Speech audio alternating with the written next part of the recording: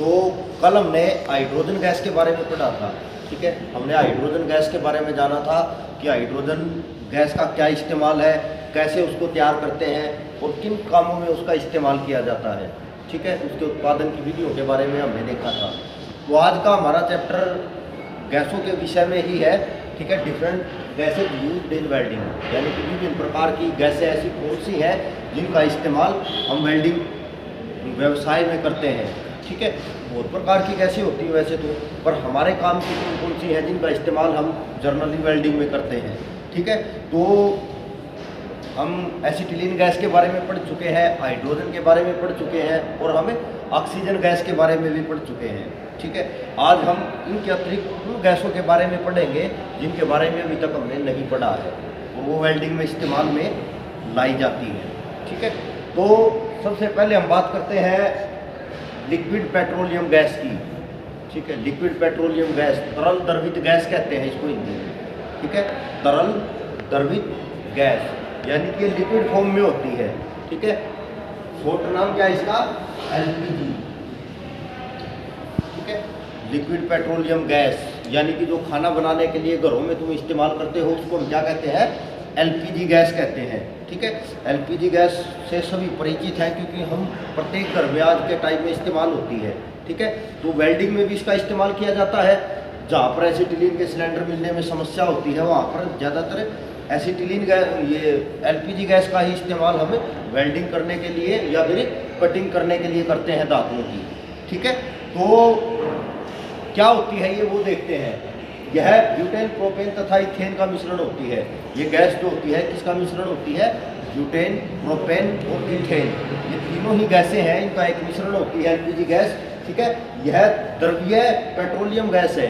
द्रवीय मतलब, द्रवीय का मतलब होता है द्रवित, ठीक है। ये लिक्विड फॉर्म में अवेलेबल होती है, ठीक है। दबाव द्वारा जो है इसको हमें गैसीय फॉर्म में इस्तेमाल करते हैं, ठीक है। लिक्विड फॉर्म में होती है वैसे ये गैस, ठीक है।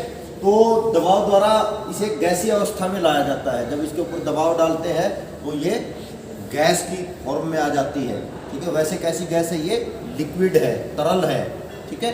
तरल द्रवित गैस, जैसा कि नाम से ही पता लग रहा है, ठीक है। तो इसको दबाव के द्वारा हम गैस की अवस्था में लेकर आते हैं और फिर इसका इस्तेमाल करते हैं।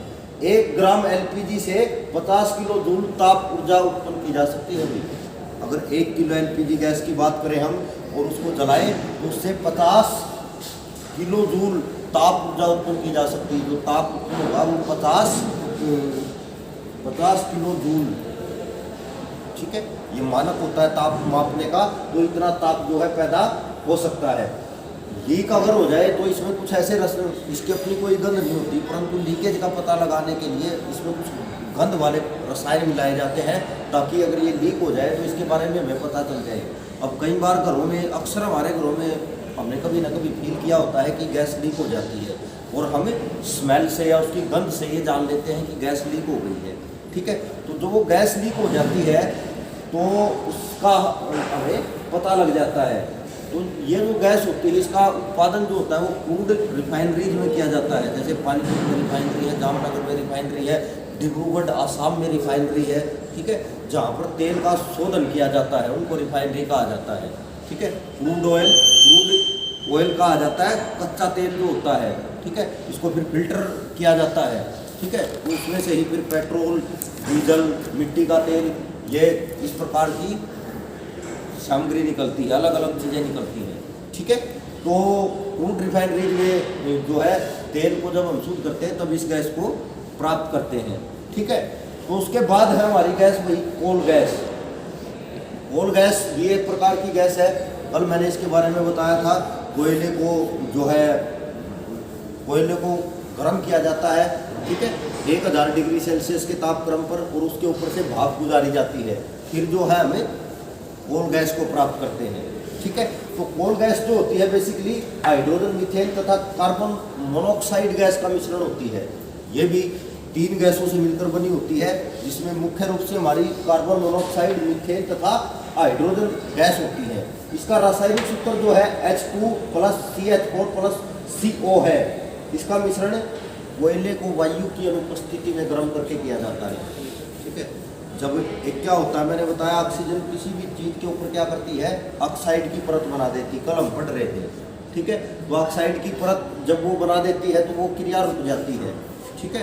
गैस बनने की जो क्रिया है वो रुक जाती है। तो इसमें वायु की उपस्थिति में इसको गर्म करते हैं, ठीक है। यानी कि डायरेक्टली ऑक्सीजन वहाँ पर संपर्क में नहीं आ पाती है, ठीक है। गर्म करते हैं, ईंधन गैस के तौर पर इसका प्रयोग करते हैं, ठीक है। हम जो है ईंधन गैस के तौर पर इसका इस्तेमाल करते हैं, खाना बनाने के लिए इस्तेमाल करते हैं और रोशनी देने के लिए भी इसका इस्तेमाल करते हैं, ठीक है। कई बार तुम देखते हो ना, ये बाहर फल वगैरह बेचने वाले रात को एक वो लैंप सा जला लेते हैं गैस से, ठीक है। तो वो जो गैस होती है हमारी कौन सी होती है, कोल गैस होती है। तो वेल्डिंग में भी इसका इस्तेमाल करते हैं हम। टेम्परेचर 2000 डिग्री सेल्सियस से कम ही होता है इसका, बहुत ज़्यादा ताप उत्पन्न नहीं करती है ये गैस, ठीक है। कम टेम्परेचर वाली गैस है, ठीक है। सबसे अधिक टेम्परेचर जो देती है वेल्डिंग में वो कौन सी गैस है, एसिटिलीन गैस है, वो सबसे ज़्यादा। ऑक्सीजन के साथ मिलकर एसिटिलीन सर्वाधिक टेम्परेचर उत्पन्न करती है, 3100 डिग्री सेल्सियस से लेकर 3300 डिग्री सेल्सियस का। जबकि जो दूसरी गैसें हैं वो कम करती हैं, 2700-2800 तक का जर्नली करती है, ठीक है। कोई 2000 से नीचे करती है, 1800, ठीक है, 1900, इस प्रकार से करती है, ठीक है। तो उसके बाद प्रोपेन गैस है भाई।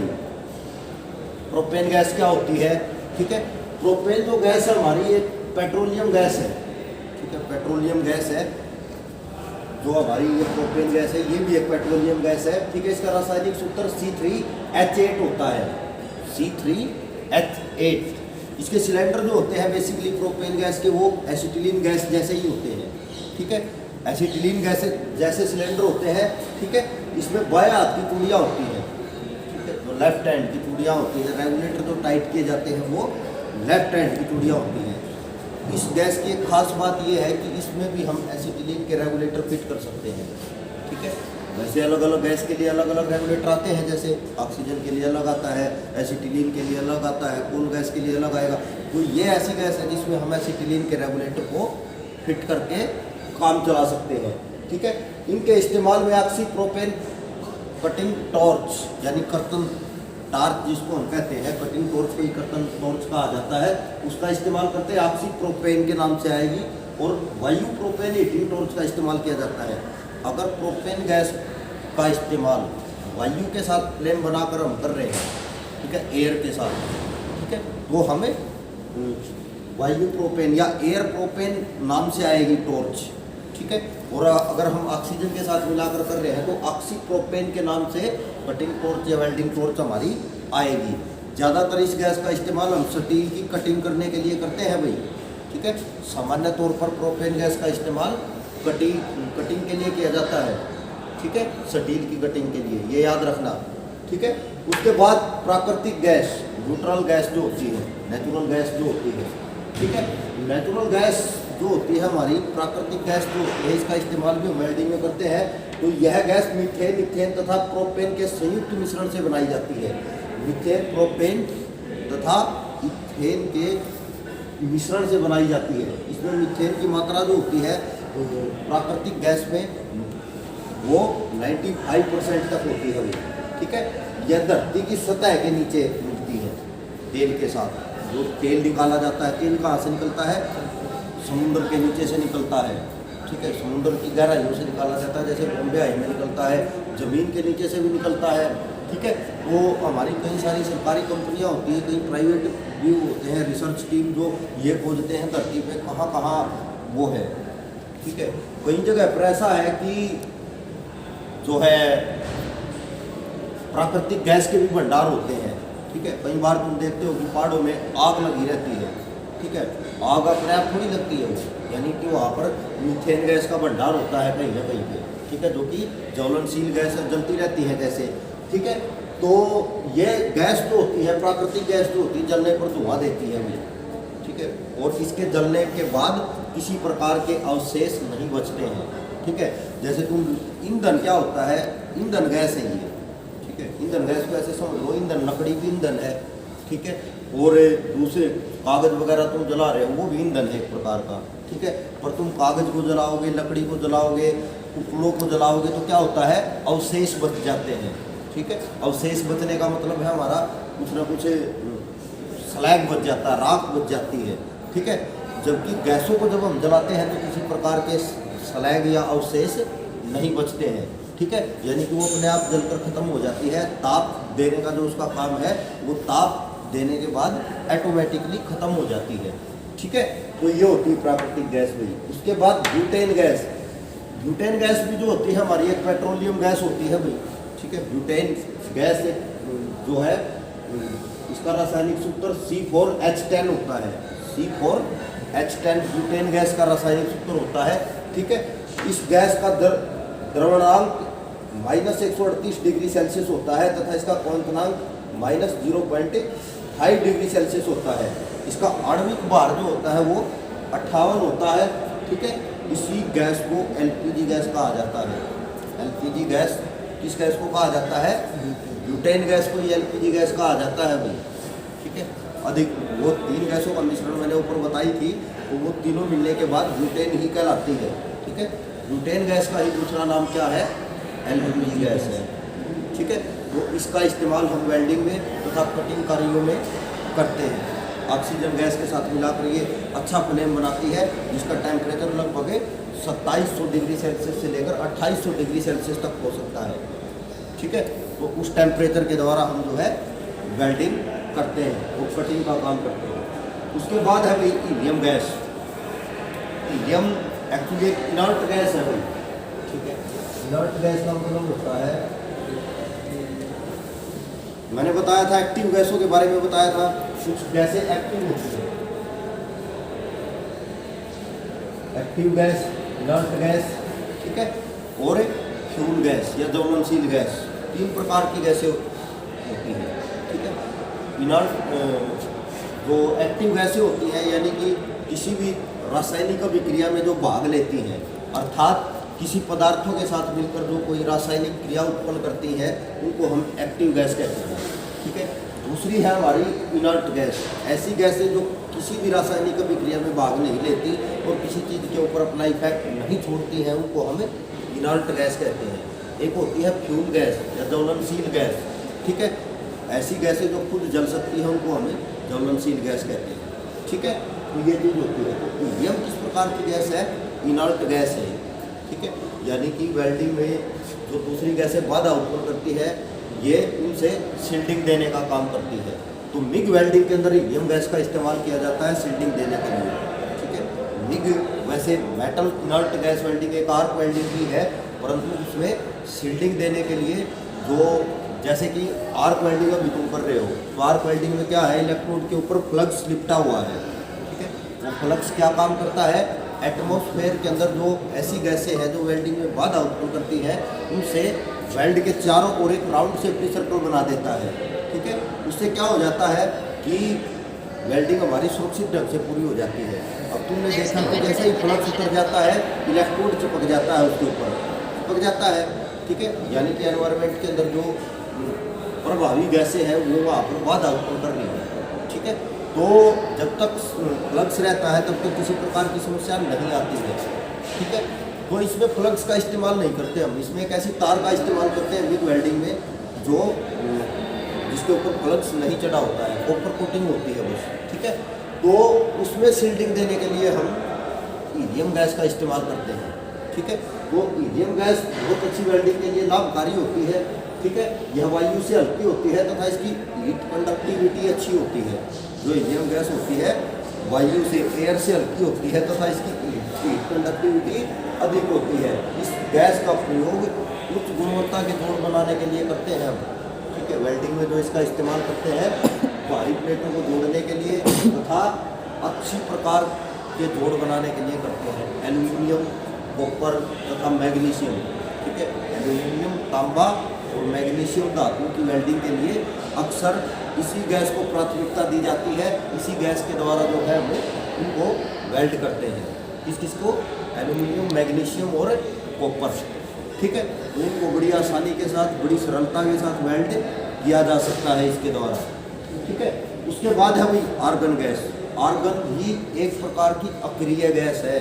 जिसमें इनर्ट गैस को अक्रिय गैस कहा जाता है भाई,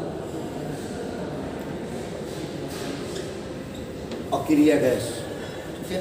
इनर्ट गैस का हिंदी में नाम क्या है? अक्रिय गैस कहते हैं। तो हीलियम भी अक्रिय गैस है और आर्गन भी एक प्रकार की अक्रिय गैस है, ठीक है।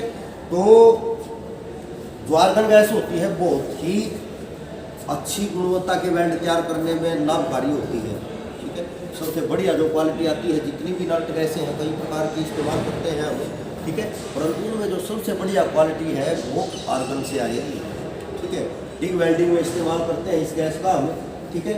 इस गैस को जो है वायु को तरल अवस्था में बदलकर तैयार किया जाता है। मैंने बताया था कि बहुत सारी गैसें ऐसी हैं कि वायु से लेकर तैयार की जाती हैं। पहले वायु को तरल अवस्था में लाया जाता है और फिर उनको अलग अलग गैसें जो हमें निकालनी होती है उसके अंदर से फिर उसका हमें भंडारित करते हैं, ठीक है। तो आर्गन गैस को भी ऐसे ही करते हैं, हमें वायु को तरल अवस्था में बदलकर तैयार करते हैं। वायु में इसका घनफल जो होता है 0.94 तथा बाहर 1.3% तक होता है, ठीक है। अगर बाहर की बात करें तो वो 1.3% होता है एनवायरनमेंट के अंदर, वायु के अंदर, और जो इसका घनफल होता है वो 0.94% होता है, ठीक है। तो इसका जो इस वायु से भारी होती है टाइटेनियम, SS, एल्यूमिनियम की शील्डिंग में प्रभावी होती है, वायु के मुकाबले भारी होती है।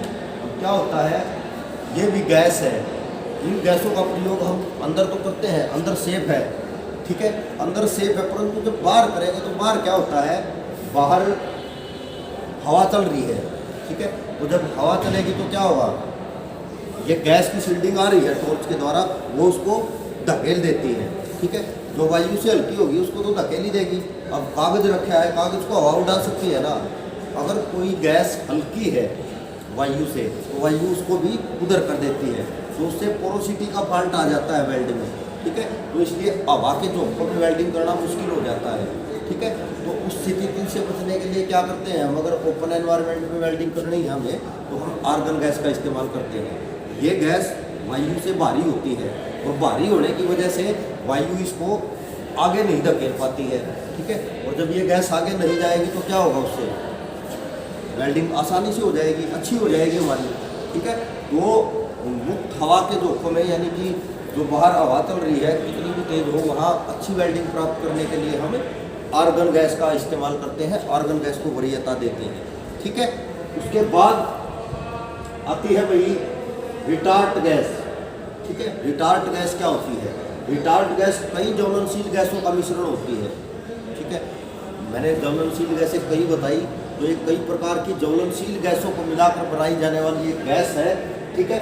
यह तेल के विघटन से प्राप्त होती है, तेल के विघटन का मतलब है जब तेल को हम गर्म करते हैं किसी एक खास टेम्परेचर के ऊपर, जो टेम्परेचर है हमारा वो रहेगा 720 से 740 डिग्री के टेम्परेचर पर जब तेल को गर्म किया जाएगा तो ये गैस उत्पन्न होती है। 1 kg तेल से 0.35 से 0.4 घन लीटर गैस बनाई जा सकती है। अगर 1 किलो तेल की बात करें हम तो 1 किलो तेल से 0.35 से 0.4 घन लीटर गैस, रिटार्ट गैस की प्राप्ति की जा सकती है, ठीक है। तो 1 किलो तेल से है ये रेशो। अब हमें 1 किलो से तो काम नहीं चलता, बड़े पैमाने पर जरूरत पड़ती है तो बड़े पैमाने पर उत्पादन करना पड़ता है, ठीक है। तो बड़े बड़े प्लांट लगे होते हैं, उनके द्वारा इन गैसों का उत्पादन किया जाता है। उसके बाद गैस आती है वही CO2 गैस। अभी अभी मैं एक्टिव गैस के बारे में बता रहा था, ठीक है। कुछ गैसें ऐसी होती हैं जो फुल एक्टिव होती है, परंतु CO2 जो है वो आंशिक रूप से एक्टिव गैस होती है, ठीक है। पूर्ण रूप से एक्टिव गैस नहीं है ये, इनर्ट गैसों की श्रेणी में रखा जाता है, शील्डिंग देने के लिए इस्तेमाल करते हैं हम, परंतु आंशिक रूप से एक्टिव गैस है ये, ठीक है। आंशिक रूप से एक्टिव गैस है और सिलेंडर के अंदर द्रव लिक्विड फॉर्म में होती है ये, ठीक है। सिलेंडर के अंदर किस अवस्था में होती है, लिक्विड फॉर्म में होती है, अभी मैं दिखाऊंगा वहाँ पे। तो इसके पास एक हीटर लगा होता है, ठीक है। ज़रूरत हमें किस रूप में, इसकी गैस के रूप में है, भरी हुई है ये लिक्विड के रूप में। तो जब ये हमारे पास टॉर्च में पहुँचने से पहले इसको हीटर से गुजारा जाता है, तो गर्मी पाकर कोई भी लिक्विड पदार्थ जो है वो गैस में बदलता है, हमें पता है, ठीक है। तो ये जब हीटर से गुजरती है तो ये गैस बन जाती है, ठीक है। और जब ये गैस बनती है तो फिर इसका इस्तेमाल हम वेल्डिंग के काम के लिए करते हैं, ठीक है। अगर हीटर इन केस नहीं चला, हीटर ख़राब हो गया, गर्मी में भी हम चला के देखोगे तुम्हें तो बर्फ़ जम जाती है वहाँ पर सिलेंडर के आसपास, इतनी ठंडी गैस है, ठीक है। कि बर्फ़ जम जाती है और कई बार जो है ब्लॉक हो जाती है वो पाइप, ठीक है, जिससे वेल्डिंग में डिफेक्ट आ जाते हैं, ठीक है। तो हीटर लगा होता है एक छोटा सा, ठीक है, तो उस हीटर से जब ये गैस गुजरती है तो वो इसको गर्म करता है और गर्म करने के बाद ये गैसीय अवस्था में आ जाती है, फिर इसका इस्तेमाल हम करते हैं। क्लियर। वेल्डिंग आर्क में इसकी मात्रा 20 से 30% तक पाई जाती है, ठीक है। जब वेल्डिंग आर्क तक ये पहुंचती है, CO2 वेल्डिंग में इस्तेमाल करते हैं इसका, ठीक है। इसका रासायनिक सूत्र भी CO2 है, कार्बन डाइऑक्साइड गैस कहते हैं इसको। कार्बन डाइऑक्साइड गैस का रासायनिक सूत्र CO2 है, ठीक है। तो CO2 वेल्डिंग में इस्तेमाल की जाती है ये, और वेल्डिंग आर्क में इसकी मात्रा 20 से 30% तक होती है, ठीक है। अमोनिया गैस तैयार करते समय या अल्कोहल की फर्मेंटेशन द्वारा भी इसे तैयार करते हैं। जब हम अमोनिया गैस तैयार कर रहे हो तब भी इसका उत्पादन होता है, या फिर अल्कोहल की फर्मेंटेशन के द्वारा भी इसको तैयार किया जा सकता है, ठीक है। तो ये इतनी प्रकार की गैसें होती हैं भाई जिनका इस्तेमाल हम वेल्डिंग करने के लिए करते हैं, ठीक है। अलग अलग इस्तेमाल होता है सभी गैसों का, सब किसी का कटिंग में इस्तेमाल करते हैं, ठीक है। जैसे हमने हाइड्रोजन के बारे में पढ़ा था, एटॉमिक हाइड्रोजन पानी के नीचे कटिंग में प्रभावी थी, प्रोपेन गैस भी कटिंग में प्रभावी है, LPG भी कटिंग में भी प्रभावी है, ठीक है। इनमें से जिनका टेम्परेचर कम है, कुछ धातुएं ऐसी होती हैं जिनका टेम्परेचर कम होता है, उनको जोड़ने के लिए उपयोगी होती है, क्योंकि कम तापक्रम वाली धातुएं जो है वो कम ताप से भी जुड़ जाएगी, ठीक है। तो सभी प्रकार की अलग अलग धातुओं का इस्तेमाल हम जोड़ने के लिए, काटने के लिए विभिन्न प्रकार की गैसों का इस्तेमाल करते हैं, ठीक है। इंडस्ट्री के अंदर विभिन्न प्रकार की गैसों के द्वारा हम अपने काम को वो करते हैं पूरा, ठीक है।